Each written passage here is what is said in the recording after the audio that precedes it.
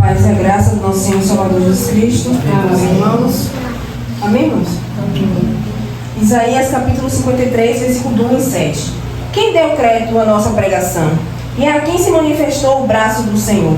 Porque foi subindo como renovo perante ele, e como raiz de uma terra seca, não tinha parecer nem formosura.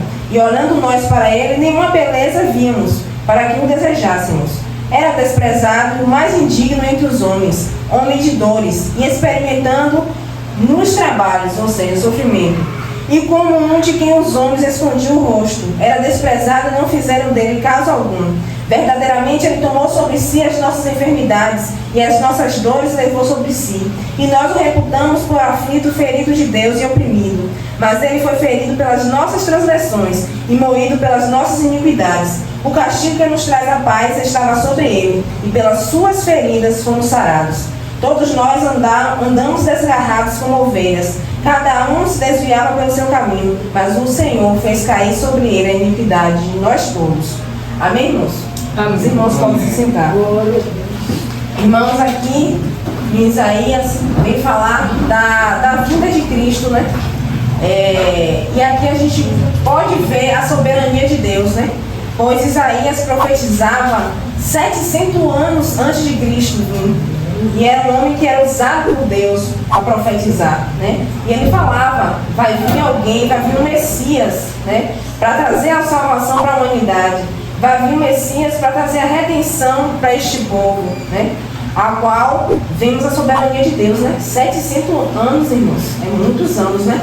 Esse profeta ali, profetizando algo que iria acontecer anos e mais anos depois, né?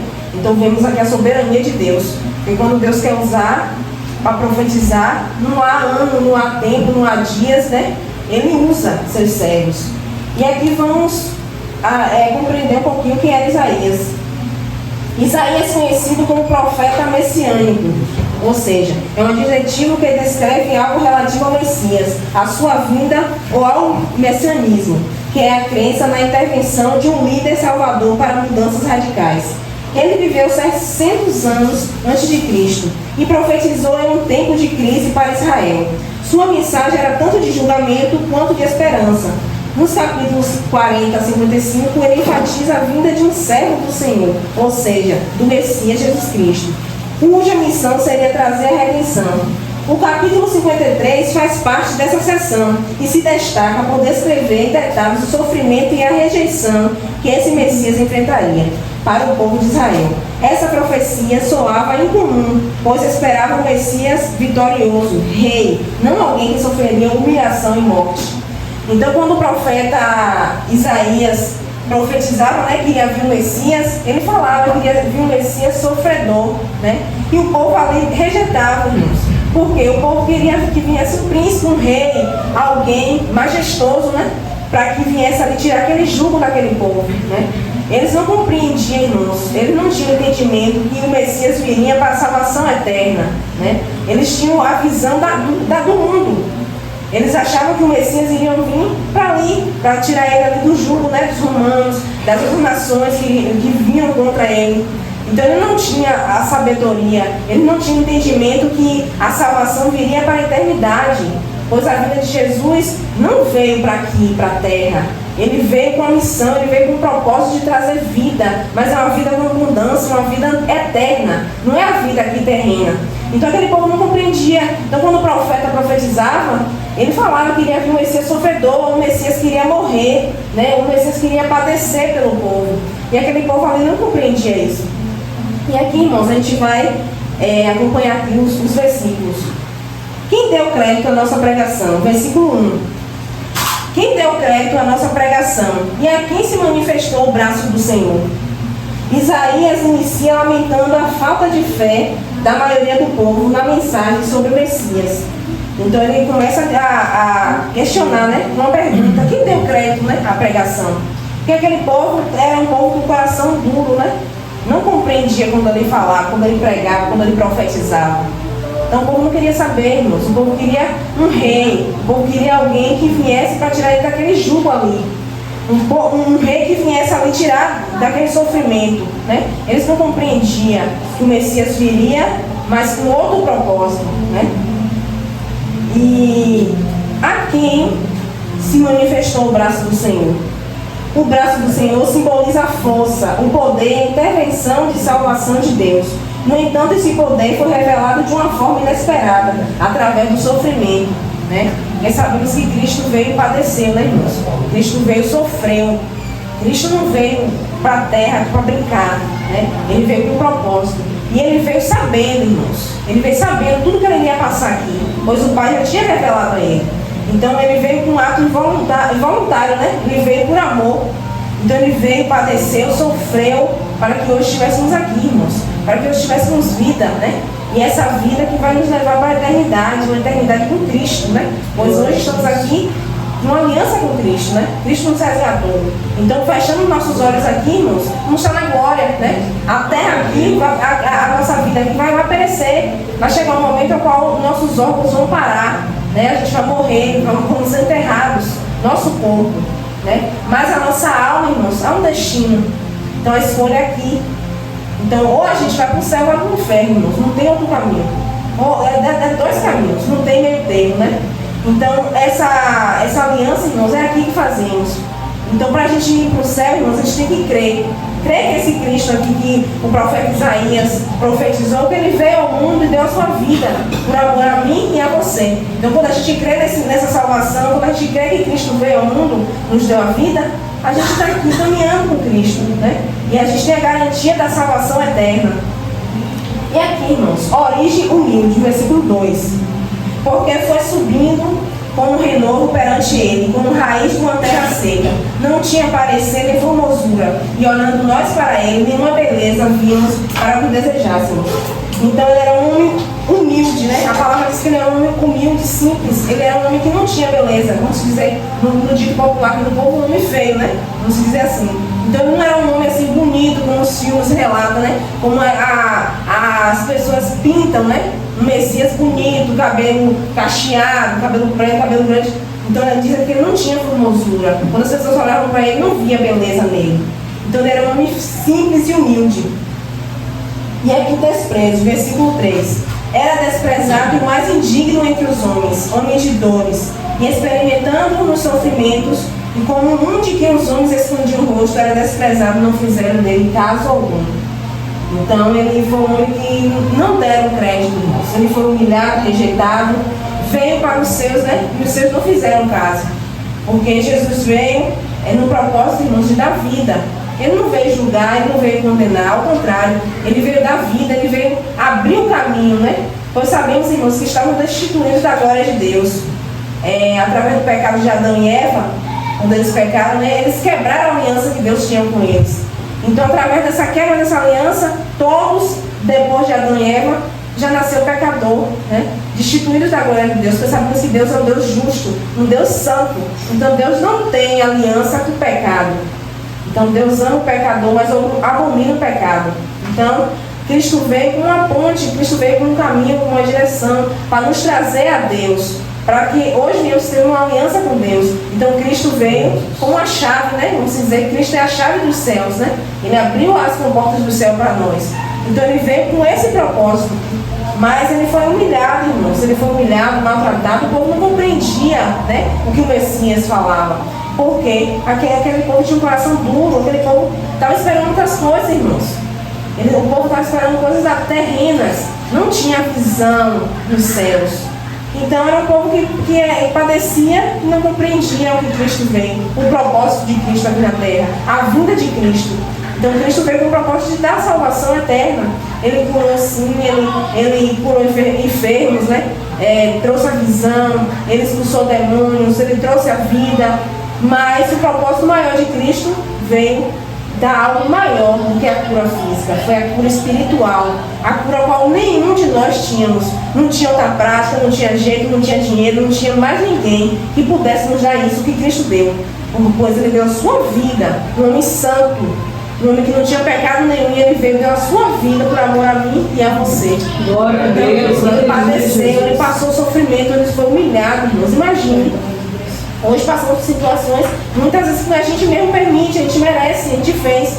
E Cristo, que não teve nada, irmãos, ele não fez nada para merecer. né? Então ele veio, padeceu e ele morreu uma morte, irmãos, a pior morte, que é a morte de cruz. Naquele tempo, que a pior julgamento que tinha era a morte de cruz. Então Jesus foi crucificado. Uma cruz que era para nós, irmãos. Nós que devemos estar ali. Mas ele, por amor, um amor incondicional, um amor que ninguém pode nos dar, além de Cristo. Um amor que deu a sua vida, a vida sem merecer. Porque ele poderia dizer, não, Senhor, pai, eu não quero. Mas ele disse, não, ele mesmo sabendo que tudo que ele ia passar. Até houve um momento ao qual Deus se afastou dele, porque ele estava cheio de pecado, porque ele carregou nossas enfermidades, nosso pecado. Mas ele disse, Senhor, pai, que seja feita a tua vontade, né? Então, irmãos, é algo que é sério, irmãos, quando a gente lê essa passagem. É algo que nos faz refletir, irmãos, o que estamos fazendo na nossa vida, né? Se os irmãos perceberam, o louvor, né? Todos os louvores condizem com a palavra aqui, né? Da nossa vida com Cristo. Então o Senhor está falando, irmãos, o que estamos fazendo na nossa vida, né? Deus veio com um propósito, Cristo veio com um propósito aqui no mundo de nos dar vida. E o que estamos fazendo, irmãos? Será que estamos caminhando certo com Cristo? Será que estamos dando credibilidade esse preço que Cristo pagou por nós na cruz, né? Então é algo que é a se pensar todos os dias, irmãos. Quer falhar, pecar, a gente vai, irmãos. Não tem como, né? Até no pensamento a gente pega, a gente falha. Mas é um arrependimento, irmãos. O que está faltando nessa geração é arrependimento. Um arrependimento sincero. Porque quando a gente falha, a gente se arrepende, o Senhor vem e nos perdoa, irmãos. Mas o pior é a gente estar pecando, errando e fazendo, continuando fazendo o mesmo erro, irmãos. E esse amor que Cristo derramou na cruz é desperdiçado, né? Porque a gente não dá cartaz, a gente não dá crédito como aquele povo fez naquela época, como o profeta Isaías estava profetizando, né, a vida de Cristo. E aqui, irmãos, sofreu por nós, versículo 4 e 5.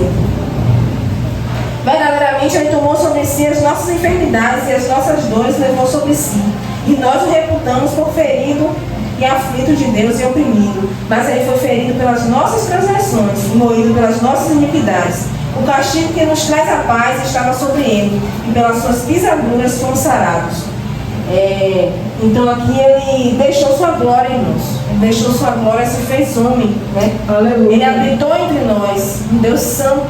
Ele desceu sobre a terra, ele padeceu. Tudo aquilo que a gente, todas as aflições, todas as coisas que vêm sobre nossas vidas, veio sobre a vida de Cristo também. Todas as tentações, tudo veio sobre a vida dele. As falsidades, né? Teve a traição, tudo veio sobre a vida dele, irmãos. Então ele se fez homem, um homem santo, um Deus santo, desceu sobre a terra. Que amor, né, irmãos? É um amor incondicional, né? Um amor que não há outro igual. Ele veio, desceu da sua glória, Cristo lá nos céus, irmãos, né? Desceu por amor a mim e a você. Então esse é o motivo, irmãos, de nos alegrarmos todos os dias por sermos resgatados, né, por Cristo Jesus. Que irmãos, a gente vê as pessoas aí no mundo, vai para lá, vai para cá, irmãos, sem perspectiva de vida, vidas vazias, pessoas que estão em pé, mas estão mortas espiritualmente, irmãos. Pessoas que quando vem aflição, vem algo sobre a vida, não sabem a quem recorrer, não sabem a quem buscar, não sabem o que fazer, irmãos. E nós, irmãos, temos o privilégio de estar na presença do Senhor. Aleluia. Nós que ninguém dava cartaz, ninguém ligava. É uma perdida, é um perdido, não tem mais jeito, esse não tem solução. Mas Cristo veio e nos amou. Cristo veio, vem meu filho, vem minha filha. Ele nos amou antes mesmo da gente não conhecê-lo. Então foi Ele que veio sobre nossas vidas, irmãos. Ele nos amou, ainda pecadores, falhos, ainda sem merecermos, irmãos. É uma graça imerecida. Porque a gente não tinha nada para oferecer a Cristo.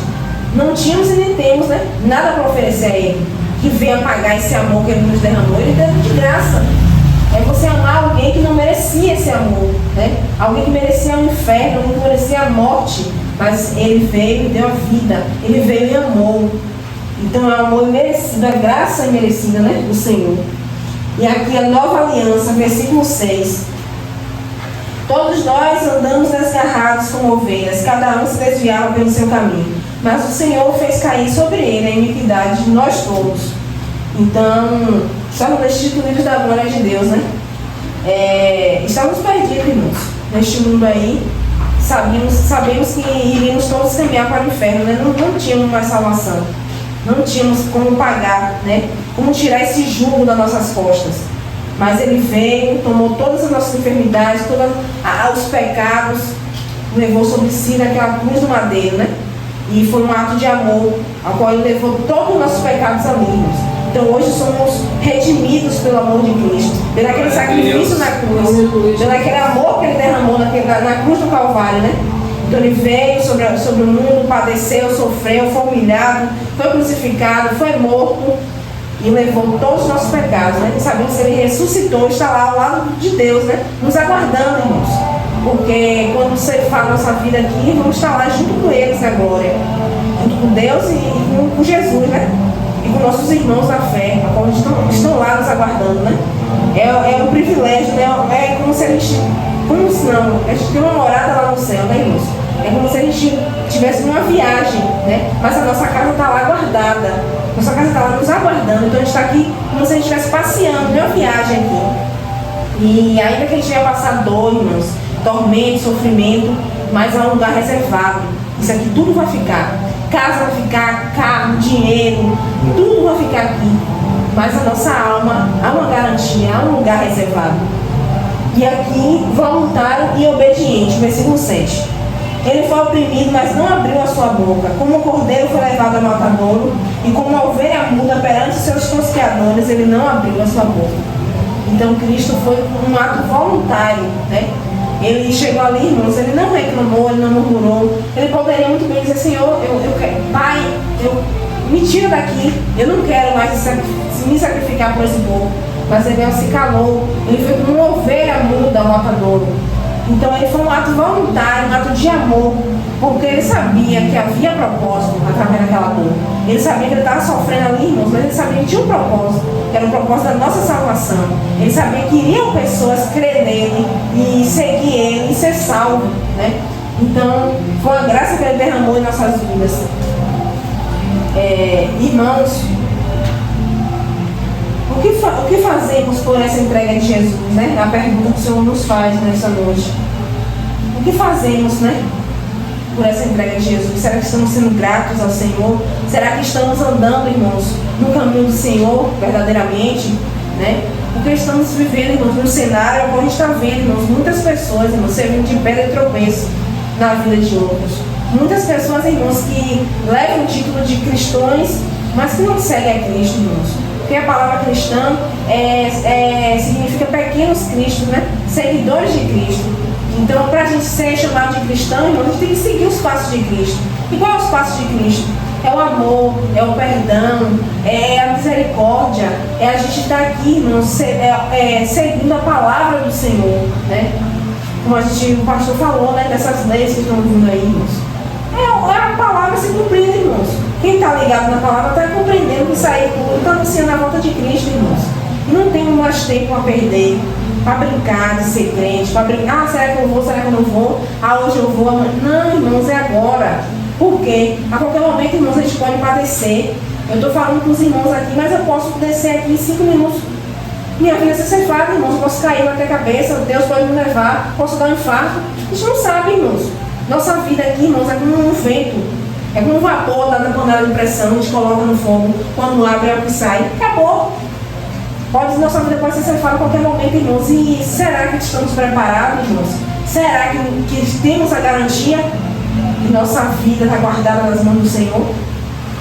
E aqui, irmãos, compreendemos também esse versículo aqui, nesses capítulos, o propósito através da dor, irmãos. Assim como Cristo, irmãos, padeceu, sofreu por nós também, irmãos, vamos passar por situações difíceis aqui, irmãos. Porque hoje somos seguidores de Cristo, então como é que não vamos sofrer, irmãos, se Cristo sofreu por nós?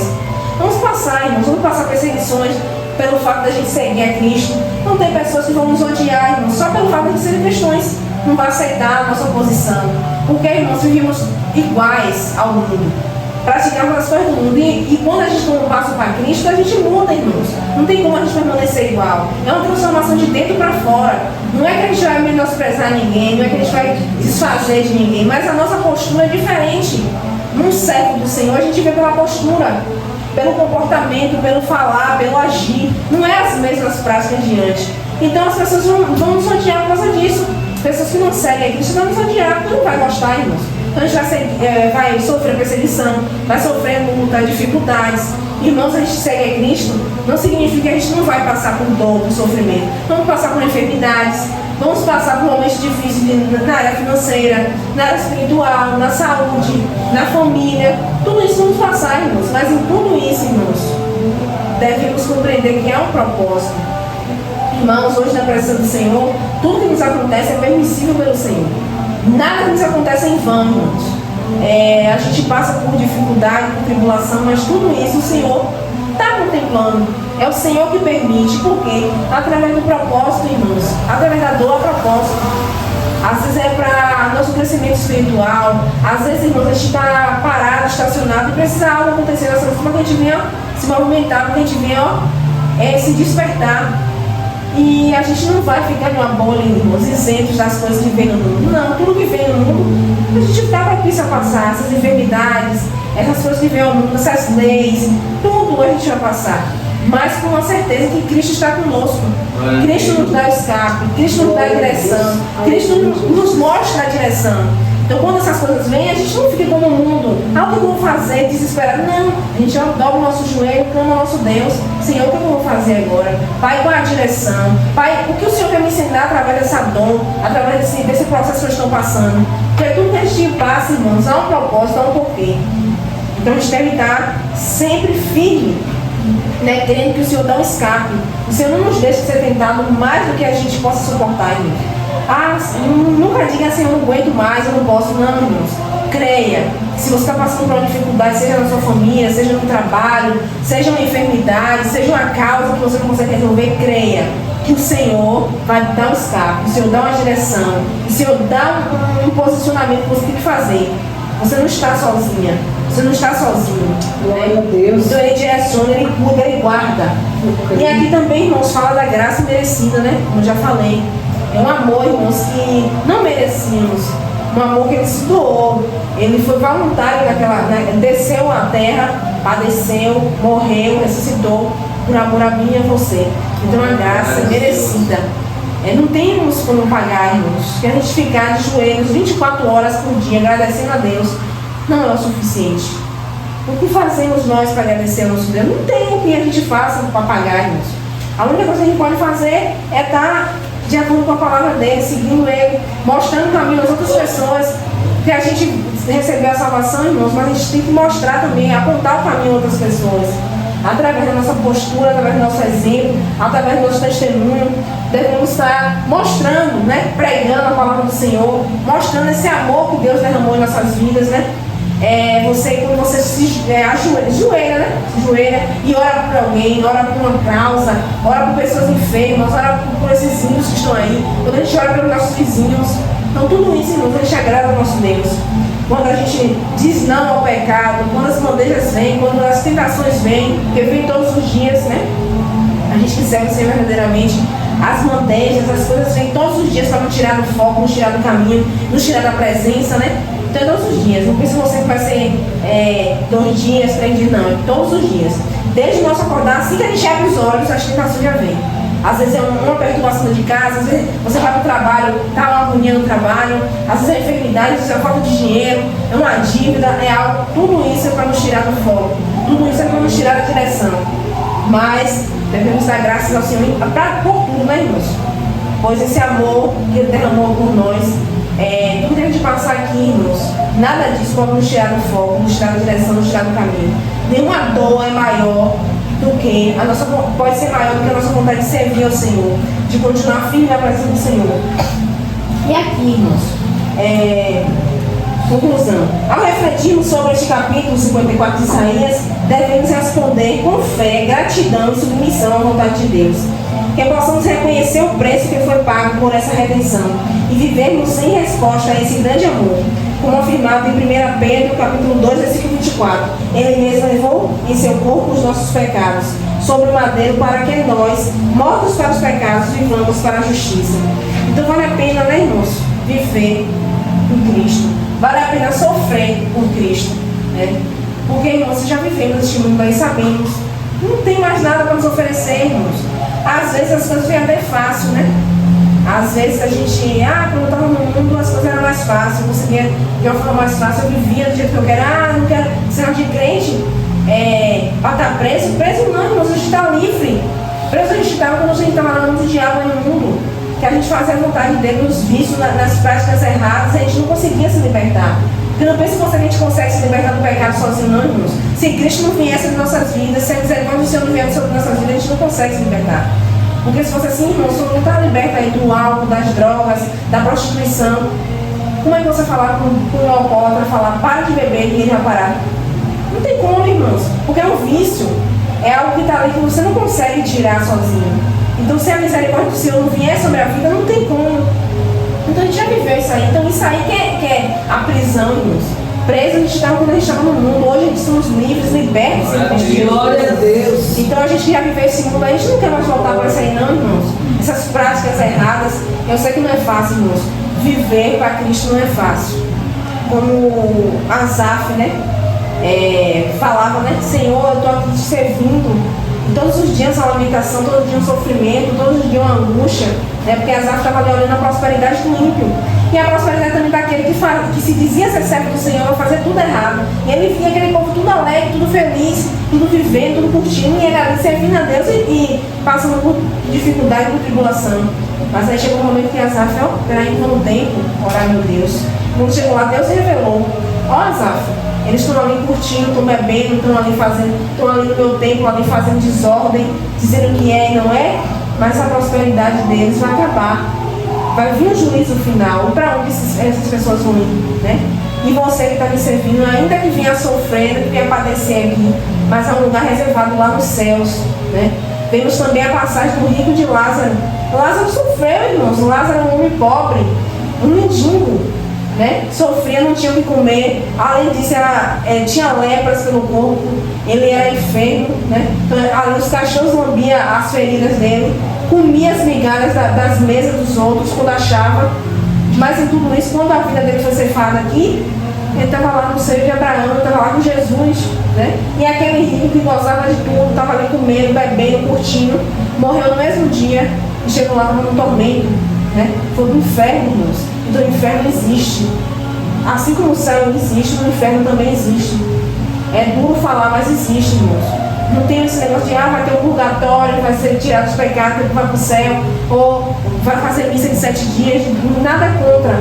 Mas não adianta, irmãos, que a palavra diz aqui, que aquele que crê em Cristo será salvo, e aquele que não crê já está condenado. Então não tem como você crer em alguém depois você já morreu. É aqui, em vida.